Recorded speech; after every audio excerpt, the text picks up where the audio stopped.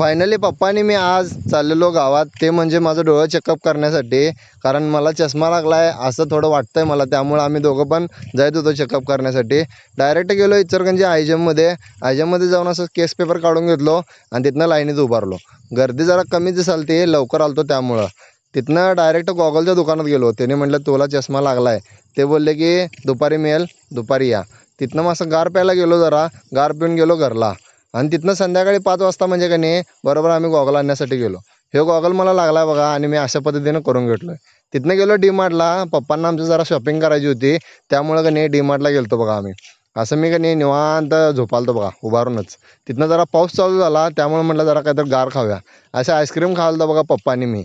आम्ही दोघं मिळून का नाही आईस्क्रीम खाल्लो आणि तिथनं असं चाललेलो होतो, तर बरोबर पाऊस माझ्या गॉगलवरच पडला. बरोबर पावसाची आंघोळच झाली पहिल्याच दिवशी. आणि असा पाऊस पडाला बघा, खरोखर खतरनाक पाऊस पडला.